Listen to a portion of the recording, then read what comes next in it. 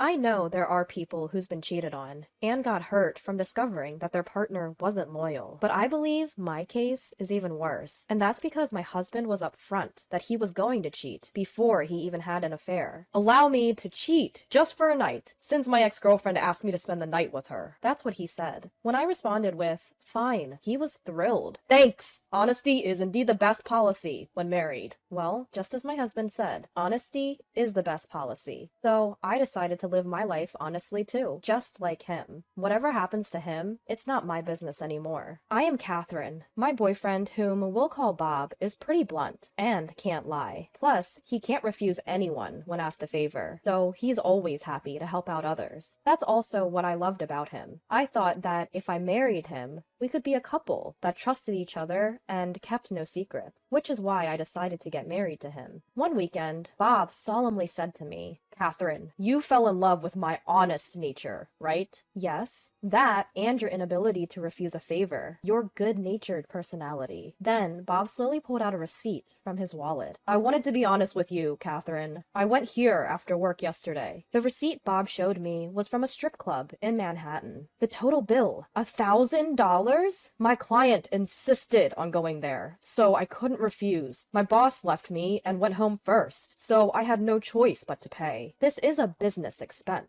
right? That's the problem. My company doesn't encourage going out with clients. Then you should have refused to go with them. Catherine, you know I can't say no if someone asks me, right? Other guys hide stuff like this from their wives, even when things like this happen. But I want to be always honest. Catherine, that's what you want too, right? Well, it's better than finding it out later. Exactly. I knew you'd say that, Catherine. Pleased with my reaction, Bob began to shop frequently and spent lavishly. Every time he showed me a receipt and report his spending. Catherine, I saw the wallet I had been eyeing at a mall yesterday, so I went ahead and bought it. What, $500? You already have a wallet. Plus, that's of a high-end brand. I was just looking from outside the store window at first, but one of the staff noticed and lured me inside. They really pushed me to buy it, so I did. You can't spend so much, just out of impulse. But you know I can't refuse when I get offered things. Right, Catherine? And then, the next day. Catherine, this is from yesterday's night out. Huh? Isn't that quite a lot? Actually, I ended up covering for my colleagues. What do you mean? When I invited them out, they said they were broke until their next paycheck. I couldn't just let them starve, could I? But still, we're also waiting for our paycheck, you know? We both work, and you have savings too, right? You know I can't say no when people rely on me. I can't say no when people rely on me. Bob emphasized that over and over, acting as though being honest meant he could do whatever. On another day, he came to me with a troubled expression. Catherine, is it okay if I go out this weekend? Sure. What's up? Actually, my ex-girlfriend called me saying she's going through a tough time and wanted to talk about it. What? Are you going to meet her alone? Yeah. She said it's something personal. Your ex-girlfriend. The one you showed me on social media the other day, right? Her name was Alice? That's right. She was married too, wasn't she? Don't you think it's strange for her to want to meet with someone who's married too? What, do you not trust me? If I had something to hide, I wouldn't be telling you honestly like this, would I? But don't worry. Besides, I already agreed on seeing her. What? Without even asking me? She came to me for help. How could I say no? Do you think I could ever do that? Fine. Even when meeting his ex-girlfriend Alice, Bob would tell me about it up front. I knew about Alice from before, but I was anxious about letting Bob see her, considering the fact that he can't say no when asked for a favor. And sure enough, my worries came true. Late that night, I got a text from Bob. Catherine, sorry, I only got the chance to text you now. Gosh, I was so worried about you. So, when are you coming home? You'll make the last train, right? Well, it seems I won't be able to come home tonight. You can't come home? Why? Alice, she seems troubled about her husband. She doesn't want to go home tonight. She said she's told her husband that she's staying at her friend's place. I'm a little confused. So you mean she wanted to spend the night with you from the very beginning? Yeah, I guess so. She just wanted to see me today and share her thoughts. She said she wanted to spend the night with me, just like old times. Like old times? You mean when you two were dating? Isn't that cheating? But it's just for tonight, which is why I'm telling you up front. Huh? Whether it's just for a night or not, that's still cheating. But isn't it better than me being sneaky about it? I'm only saying it to you because I am sincere, Catherine. How dare you? She said I was the only one that could help her. When asked like that, I can't say no. You understand that, right? Please, just forgive me this one time. Bob was asking me to accept his cheating. How insensitive of him. As I was at a loss for words, I heard a female voice from the other end of the line that sounded like Alice. Hey, Bob, can you end the call already? Catherine, hold on for a bit, Bob hastily said to me, then started talking to Alice. He must have been in such a hurry that he forgot to put himself on mute. I could clearly hear the conversation between Bob and Alice. Bob, can you really convince your wife? Yeah, just give me another second. She knows that I can't turn down people when asked for help, and that's what she loves about me. So as long as I'm upfront about things, she'll let anything slide. She's an idiot. Really? Gosh. She's pretty dumb, huh? Right? Once I get her approval, I can do anything I want. I can meet you as much as I want, as long as I tell her beforehand. I made a wise choice of picking a dumb woman, so I can be open with my affairs. You have to thank me, you know? Bob, you're so cunning. Yeah, even with money, as long as I have some excuse, she'll let me splurge as much as I want. I'll get you some designer stuff next time. Really? Are you sure? Sure. I'll just say, a rookie begged for it and I couldn't turn him down, and she'll be fine with it. I love you, Bob. I love you too, Alice. Then go on. Convince your silly wife. Quickly. Don't worry about it. I've got this. Holding the phone, my hand started trembling uncontrollably. This was Bob's true feelings. I have been fooled by him this whole time. As I realized this, my feelings for Bob faded away in an instant. Bob got back on the phone, unaware that I had heard it all. Sorry for keeping you waiting, Catherine. Alice said she doesn't want to go home tonight. That's fine. I was just thinking about how it's important to be honest with your partner in a relationship. You can do whatever you want, honey. Thanks, Catherine. I knew you'd understand, said Bob with a happy tone, before hanging up. Right after the call ended, I called someone else. After doing everything I had to do, I was finally able to go to sleep.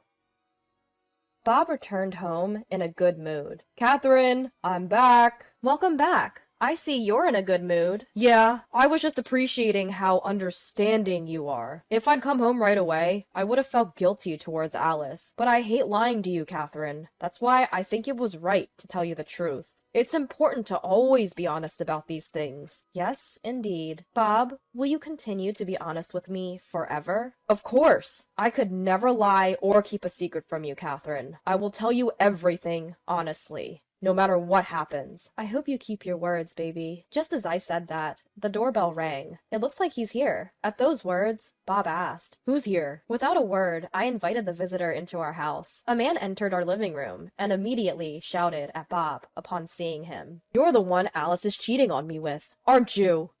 Huh? What are you talking about? Right after Bob admitted that he was cheating on me, I texted Alice's husband. Your wife is having an affair with my husband.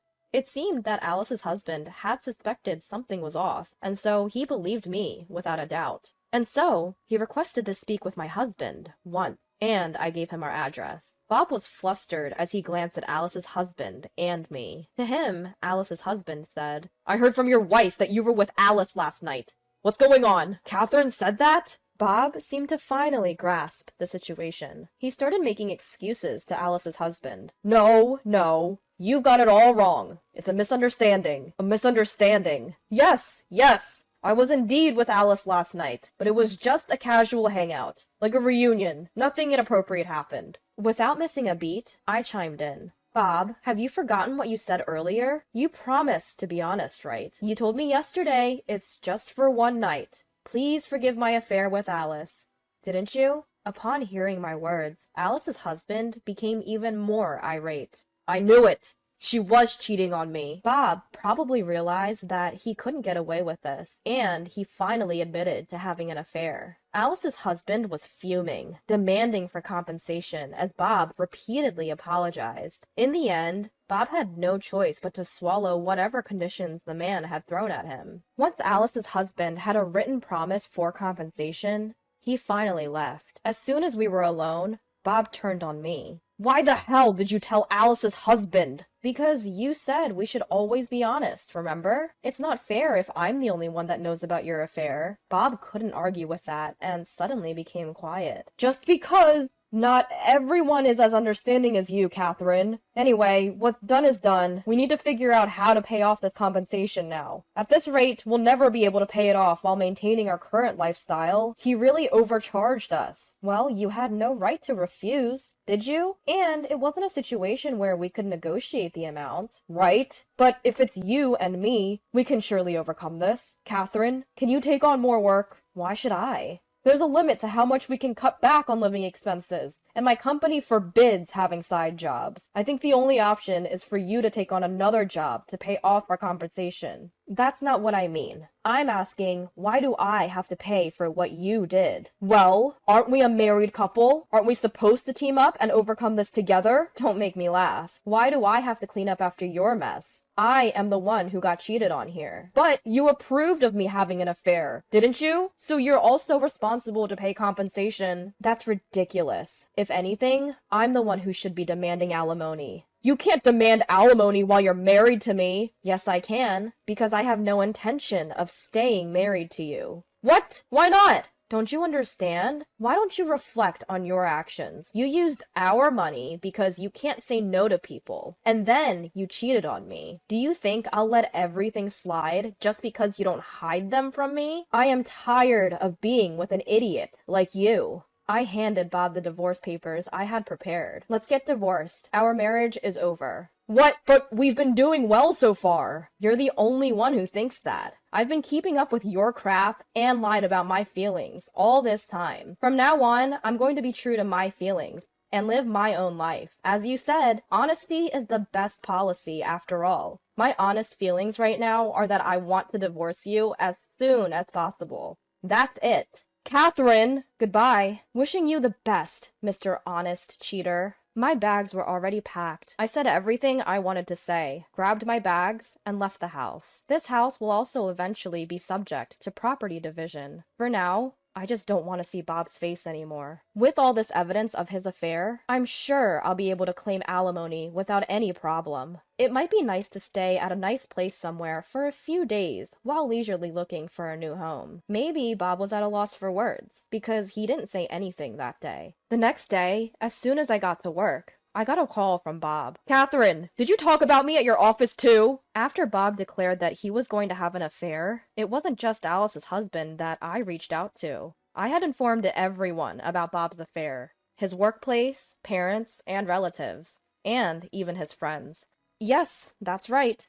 If you want to be so honest, it's best to let everyone else know the truth, not just me. At my words, he raised his voice more than ever before. Are you kidding me? There are things that you can and can't say, right? Oh, really? I had no idea you had such standards. So, telling me honestly that you're going to cheat on me, your wife, was a good thing to do by your standards, huh? Catherine, I was wrong. I am reflecting on my actions.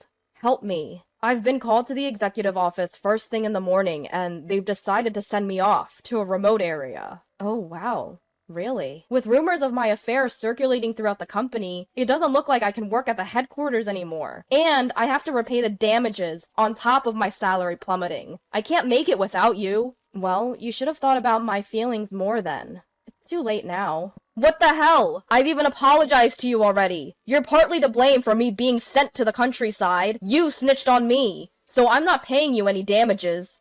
Oh, wow. I thought you couldn't turn down people by nature. I am asking you to pay alimony, please. You can't turn me down, can you? It depends on the situation, you know.